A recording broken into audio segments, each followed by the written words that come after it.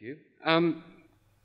So I'm going to talk about some of the implications from some of the social research in regard to risk reduction among gay men. Let me start with a little bit of history. For as long as I can remember working in HIV research, there have been some fairly common myths. One myth is it's all these young guys that are taking risks. They don't understand the danger, and that's usually said by guys in their 40s or older. And from young guys, it's these sleazy old guys, they're the ones who get into all that dirty stuff. Guys who never set foot into a sex venue, they say, it's all those promiscuous sluts in the sex clubs, they're to blame. And then there's this one, it's all those closeted guys, we just don't hear about them. The truth is that none of those particular myths are actually supported by the data, none of them. In Australia, age has never been associated with being more or less likely to use condoms. Also, even though we know that men who use sex clubs tend to be riskier, the place where most of their risky sex occurs is actually at home. As for the closeted guys, there's never been any evidence to support the claim that there's a secret reservoir of risky sex happening in the suburbs. It just isn't so. So why does this matter? Well, it matters because what we think of as risky isn't necessarily so. And there's a big difference between what's actually risky and what you just don't approve of. Which brings me to the current situation. We've pretty much taken for granted that safe sex means condom use for a very long time. But we also know that many more gay men have been fucking without condoms in recent years as well. Is it all risky? Is this the only reason for the increases that we've seen in HIV infections? We've seen fairly consistent increases in the numbers of HIV diagnoses over the past decade or so. But that's also coincided with a period when the total number of people living with HIV has also grown enormously. In fact, the number of infections per person with HIV has actually gradually fallen over that time. So why haven't we seen a much bigger increase in new infections? It's very possibly the effect of treatments. HIV treatments have literally saved the lives of thousands of gay men with HIV in our communities. But also, while there's still some debate about to just what extent having an undetectable viral load due to treatments can protect a positive person's sex partners from infection, it's clearly substantial. Most likely it's upwards of 90% protection, which makes it just about as protective as using condoms. Which means that a major reason for increases in new infections is likely to be the number of guys out there who have HIV and don't know it. When you think about it though, this makes sense. Guys who know that they're positive are likely to be on treatments and therefore much less infectious to others. On the other hand though, when someone is recently infected, they could well infect someone else that they're playing with before they realise that they've been infected. And this is compounded by the fact that just after getting infected, they're much, much more infectious than they're ever likely to be again. With all of that in mind, the strategy that some HIV-negative men adopt of avoiding sex with positive partners starts to look pretty dumb. Many of the men that they're avoiding, those that know they're positive, are probably among the safest men that they could have sex with. Whereas if they're restricting condomless sex to men that they think are negative, then they're possibly choosing to play with the men who represent the most potential risk of all. Our own Health in Men study found that HIV-negative guys that have condomless sex with casual partners but restrict it to only guys they believe are also negative, these guys are about 50% more likely to get infected than guys that use condoms all the time. Now that's not actually a huge difference compared with guys who didn't try to serosort in this way, but it does show that this sort of serosorting is limited in how effective it can be. In our HIV seroconversion study of people who have just been infected, recently infected, this starts to become a lot clearer.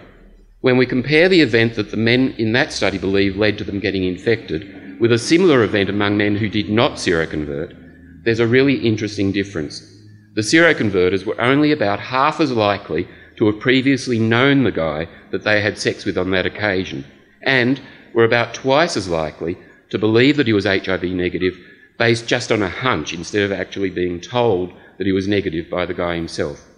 So what that says to me is that if you're going to rely on serosorting to protect you, then you need to have actually discussed HIV status with each other, and it's probably better if you actually know something about the guy that you're talking with. Of course, for two POS guys, this is all a lot simpler. That said, though, there are other infections, and particularly there's been a growing epidemic of syphilis, especially among POS men. So regular screening and prompt treatment and informing your partners if you do get an infection is essential. The other strategy that some men use involves being careful about when they top or bottom. HIV negative guys being the top and POS guys being the bottom when they don't use condoms. Now, for a start, if neg guys are just doing this as a general principle, then you have to wonder what they think they're doing. Because either they fully expect that all their bottom partners are POS guys, and I honestly don't think that's the case, or they assume the other neg guys will all give up their asses willingly for them, even though they're not about to reciprocate themselves. But that aside, is it a reasonable strategy? Again, the Health in Men study is helpful. Guys who bottomed were very much more likely to get infected than guys who only ever topped. In fact, exclusive tops weren't really at much more risk than guys who always used a condom. But the catch is, and it's a big catch, not many men only ever topped. Similarly, the men in the seroconversion study describing the incident that led to their infection were much more likely to report that they were the bottom during that sex encounter than those who didn't seroconvert. So let's return to the catch, that not many guys only ever top. Most guys are versatile, and it could be as few as 1 in 10 who never bottom. Interestingly though, overall, it seems that exclusive bottoms may be a bit more common than exclusive tops. That probably doesn't surprise some people. But it's probably reasonable to say, though, that those few exclusive tops are considerably less likely to get infected, though it's probably not impossible. The bigger problem with this strategy is if you're only doing it depending on the situation and only to avoid HIV, then you're probably not doing it because that's how you'd prefer to have sex. And that means that you can easily get swept up in the moment and do what feels good instead of what feels safe. This is a really common story among men in the seroconversion study. So I guess I'd say it's a good strategy in theory, but unless you really are a 100% top, it's probably not going to work very well in practice. Is this any different for POS guys who are using that strategy and only bottoming? Again, probably only if they're 100% bottoms. There is, of course, the strategy of pulling out to come. Unfortunately, though, I don't think we have very reliable data about withdrawal and about using this strategy. Most of the research really doesn't capture this very well.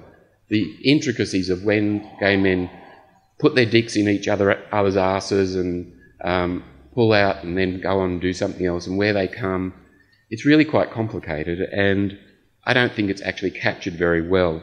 So while the Health in Men study found that withdrawal wasn't very protective, it also doesn't really tell us much about what was actually going on anyway. So I'm not sure that we've got very good data about that.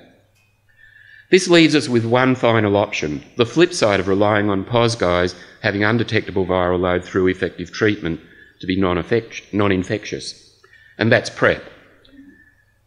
How this works is by HIV negative guys taking anti-HIV treatments to protect themselves from infection. This is pretty new, and so a lot of people are surprised by the idea, but it's definitely real. So far, only one form of treatment, Truvada, has been shown to work, but it certainly appears to work very well, if used properly. The evidence indicates that if people use it as directed, that is, every day, then their likelihood of getting infected is reduced by up to in excess of 90%, possibly even entirely. Whatever the case, the extent of the reduction in infection is pretty remarkable. The catch is, of course, that if you don't take it as regularly as you should, then its effectiveness drops away fairly quickly. There have been plenty of studies that found people who were not using it as often as they should and then getting infected, but where they had good access to information and resources, and when they were informed about what could happen if they didn't take it properly, then they were much more likely to actually use it properly or decide that it's not for them. The other catch is accessibility. So far, PrEP has only been approved for use in the US. Why isn't it approved here or in other countries? Well, much of that is due to the usual bureaucratic requirements around approval of drugs. Just demonstrating that it works doesn't necessarily mean that it's going to become available. Each country has its own processes for approval, which often means that drug companies have to apply, and then assessments have to be made about potential population and public health benefit. And that includes cost, and that's a big barrier. Truvada is expensive, around $1,000 a month. That price probably will drop in the next couple of years when the patents come off, but that's not the case right now. Truvada, there are generic versions available online that people can buy though, which are about 1/10 of the price. We do have PrEP research trials in Australia, but the demand from guys to get into those trials is very high. And all the spots in the Melbourne trial, as far as I am aware, have been filled already, which tells us something about PrEP, that a lot of guys are keen to use it. And what do we know about that? Mostly the guys that are keen to get on PrEP are guys who are already not using condoms all the time. I've talked about several different kinds of strategies that these guys might sometimes use to reduce the chances of transmission, but they all have limitations. They all can fail for unanticipated reasons. And of course, some guys just take the risk for whatever reason, and often it's because they get swept up in the heat of the moment. Even at the height of the epidemic, when the consequences of HIV infection were far more dire than they are today, this was still the case back then as well. It's all about being human. PrEP is a strategy that provides them with backup protection. Some people will object that there are side effects, but there are side effects to every drug. And of course their objection is right.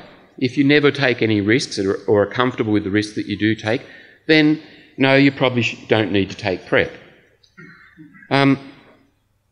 But the side effects are minimal. They only affect a small minority, and they are reversible. But if the prospects of medication scare you more than the possibility of HIV infection, then yes, you probably shouldn't take PrEP, and you probably wouldn't stick to the daily regimen anyway. However, the most commonly described side effect of PrEP is relief from anxiety.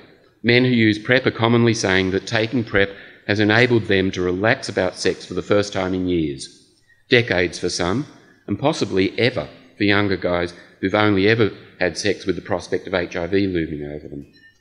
And this is a prevention strategy that really does mean guys can take full control of their own protection. They don't need to rely on anything from anyone else to be protected. The other common objection to PrEP is that it will lead to promiscuity, as though that's a bad thing, and higher rates of barebacking, and that will mean that there are more sexually transmitted infections generally. Aside from the fact that the evidence so far has been the reverse, that the men who take PrEP actually become a little less likely to bareback, this doesn't actually make sense. The men who are most keen to take PrEP, and those that are targeted for its use, or those who are already having risky sex, could they possibly have more as a result? It's possible. Although, as I said, the evidence doesn't support that. Is it any of your business? Probably not. But, and this is the key point, the process for using PrEP means that those men have to get a regular sexual health check every 3 months to monitor their health. That is far more often than most guys currently have sexual health checks, which means they'd get any infections diagnosed and treated much sooner than they otherwise would, which potentially means better control of STIs and eventually fewer infections, not more, if it's done properly. So regardless of whether you approve of other people's behaviour, the choice to use PrEP is not theirs is theirs alone, and any discomfort that you may feel about it is equally yours alone. Overall, we have more options available to us to reduce the risk of HIV transmission than ever before. Some may not be all that effective, but some rival or even surpass condom use. Throughout the epidemic, gay men have, on the whole, made sensible decisions about protecting themselves and their partners, and we, as a community, have benefited from that. While our infection rates are higher than we'd like, they're nonetheless far lower than they could be, and we are the envy of much of the world.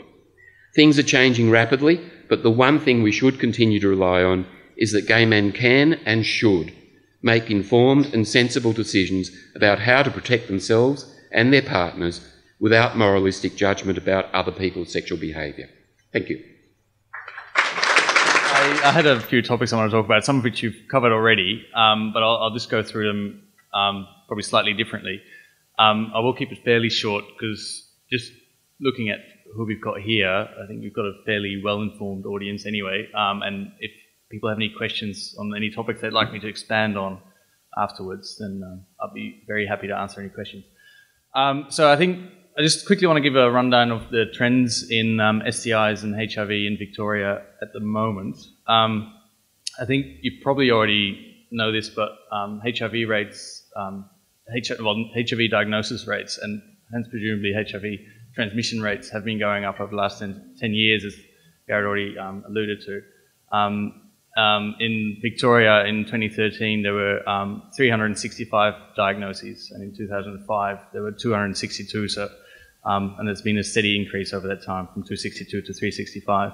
And similar trends have been seen in syphilis and gonorrhea, mainly amongst men who have sex with men, and the syphilis trends, as Garret pointed to as well, it's been mainly amongst HIV positive men who have sex with men. So the new syphilis diagnoses, as in infectious syphilis, has risen from 298 cases in 2010 to 652 cases in 2013. So that's more than doubled over 3 years. And the gonorrhea cases have gone up in a similar amount. The other thing that we're dealing with is some sexual transmission of hepatitis C, and that's mainly seen amongst HIV positive men. There are some theories as to why that's happening. It's possibly to do with the immune system around the rectum being affected by HIV and making it easier for the hepatitis C virus to cross in a sexual manner. Can't hear me? Can you hear me now? So like I said, I mumble. There we go. And I'm tired, yes. So I was just saying that there's some what's thought to be sexual transmission of hepatitis C, particularly amongst men who are living with HIV, thought to be due to changes in the immune system. And we've also been combating what I think is fair to call an epidemic of Shigella, which is a diarrheal illness. Sorry if anyone's having dinner. Which causes a rather nasty diarrhea, and again, it's sexually transmitted. I mean, obviously, the obvious route of transmission is rimming, but it's thought that just oral sex in general, you know, things get messy when you have sex, and things transmit that way. So that's where we are in Victoria at the moment in terms of transmission trends. I wanted to have a quick chat about HIV transmission risk for different types of sexual activities, but I think we can touch on that later because I've just got to stick to time a little bit. But we'll talk about, well, I just want to talk about cofactors relating to HIV transmission. So as Garret alluded to, the risk of someone passing HIV on is strongly linked to, well, is increasingly shown to be linked to their HIV viral load. So if someone does not know that they're positive, and they're not on treatment, and particularly around seroconversion time, so around the time that they first contract HIV, and that's when they tend to have a really high viral load, and that's when they're most likely to pass it on. There was a trial, the Partners trial, who released their data at the CRO conference earlier this year in April. It was their preliminary data. The final data is due to come out in 2017. But they looked at sero-different couples, where one partner is positive, one's negative. And looking at the risk of HIV transmission in those couples. And they estimated, and this is, like I said, this is an estimate, it's preliminary results, but they estimated that in sero-different couples, if the positive partner is on treatment and has an undetectable viral load, then the risk of transmission in that couple is probably 1% per year. And that's including in couples who don't use condoms consistently for anal sex. So we know that treatment as prevention is an effective strategy. So theoretically, if every guy who's living with HIV is on treatment and has an undetectable viral load, then we can make a significant dent on the HIV transmission rate. Obviously, that does assume that we have diagnosed everyone who's living with HIV, so that's still one of our battles.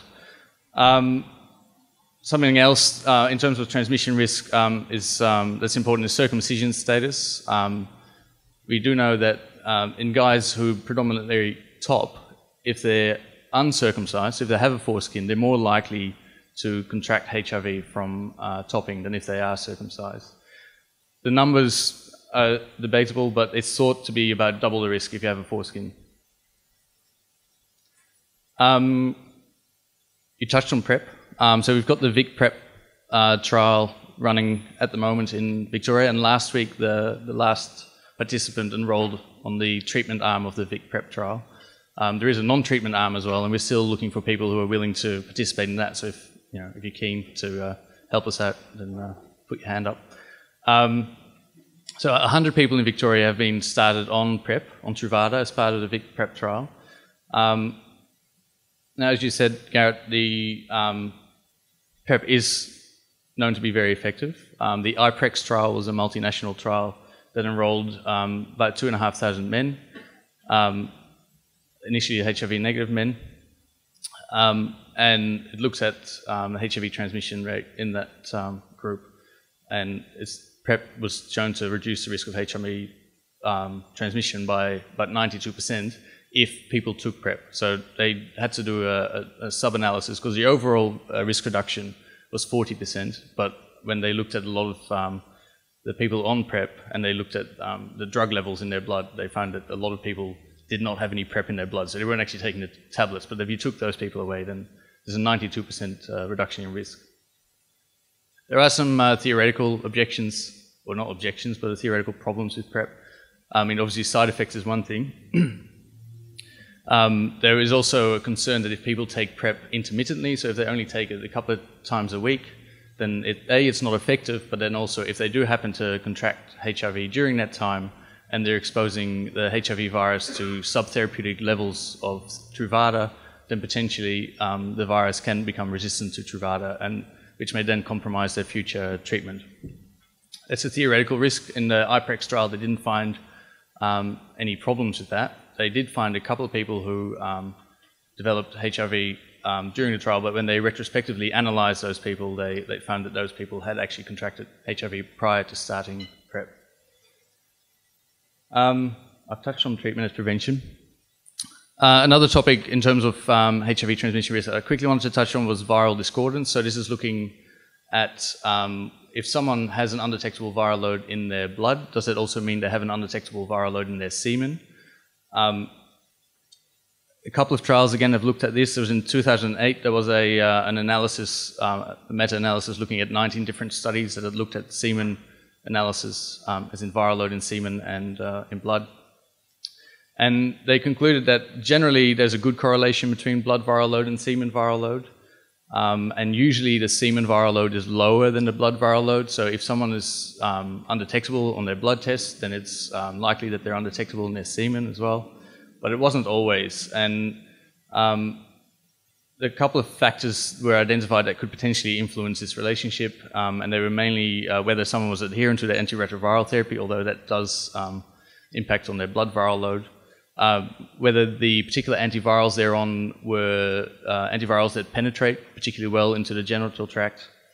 And the other thing that was shown to be important, although this has been debated, is whether the presence of other sexually transmitted infections, such as gonorrhea or syphilis, whether that influences the amount of HIV virus seen in the semen, even in people who have an undetectable viral load.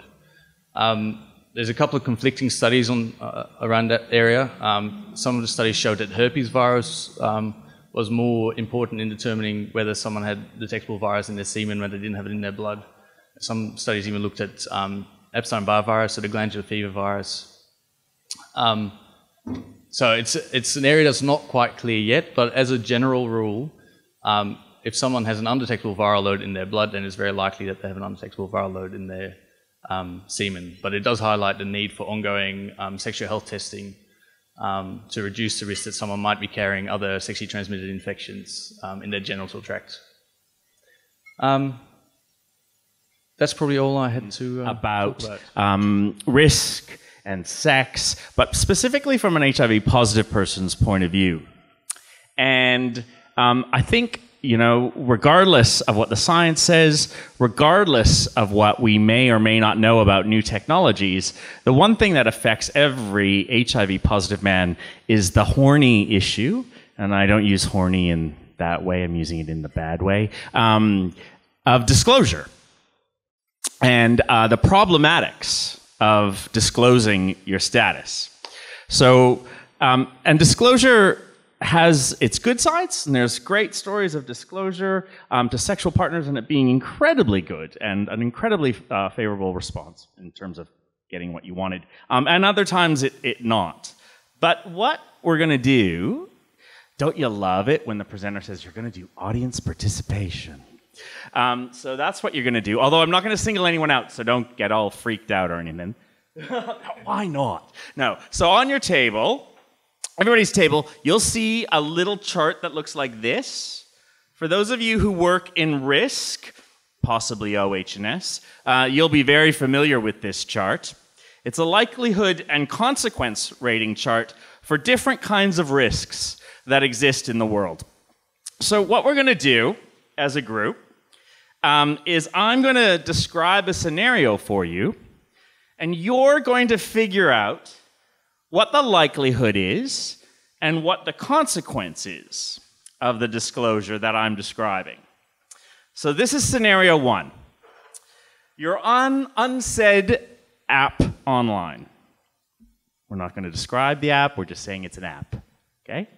And you've been chatting with this really great guy, and you've figured out that it's going to work. You know what I mean? It's going to work. And you're at the point where you're going to set the time, date, place. Many of us have been there. I'm not looking at anyone in particular in the audience. But we've been there. And at this point in time, just before you set the time, date, place, you think, I haven't yet told him I'm positive. So what's the risk that the conversation will end then and there as soon as you tell him you're positive? So what's the likelihood of the conversation ending? Anyone? Shout it out. Unlikely? Anyone else? Possible? Anyone else? Almost certain. Okay, so those of you who said it, you don't have to say it right now. You can rank your own there. What's the consequence of someone just not talking to you again? So you've been talking to this guy for some time. Like this, you go online, you have a chat, it goes on for a while, there's multiple screens, keep scrolling. Yeah, so what's the consequence of it completely finishing then and there? Anyone? Negligible? So insignificant. A number 1. Okay.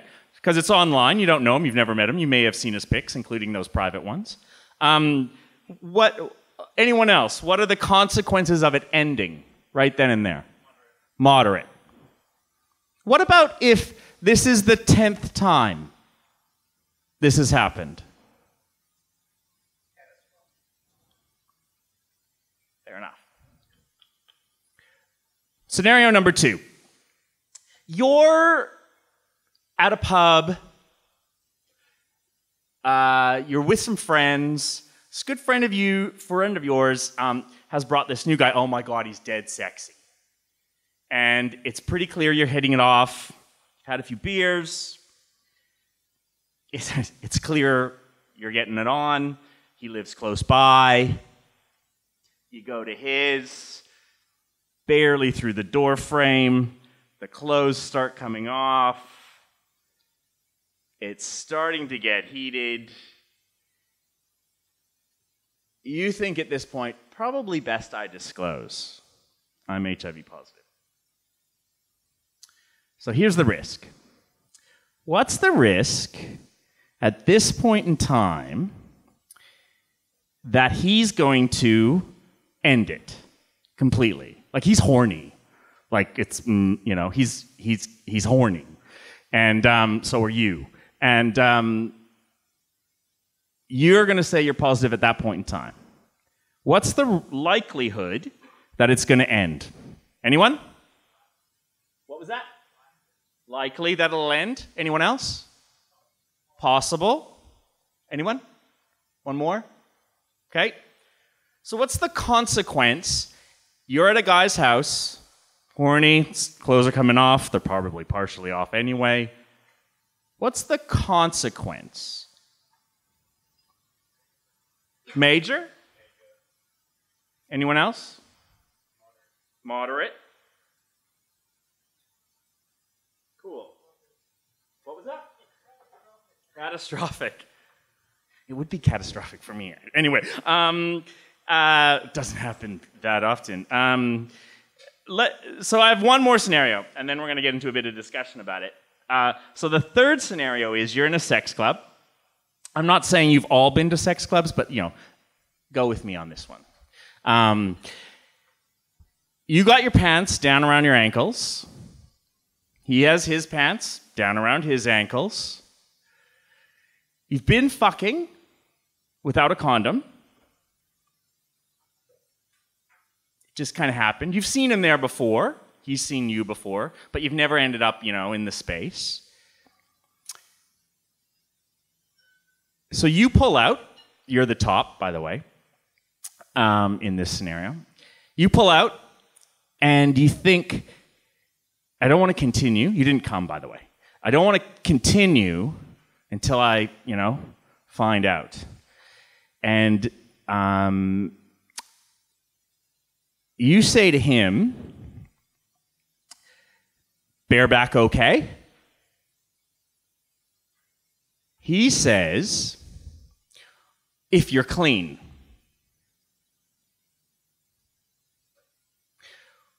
What's the likelihood of him getting aggressive when you tell him you're positive? Anyone? Likely?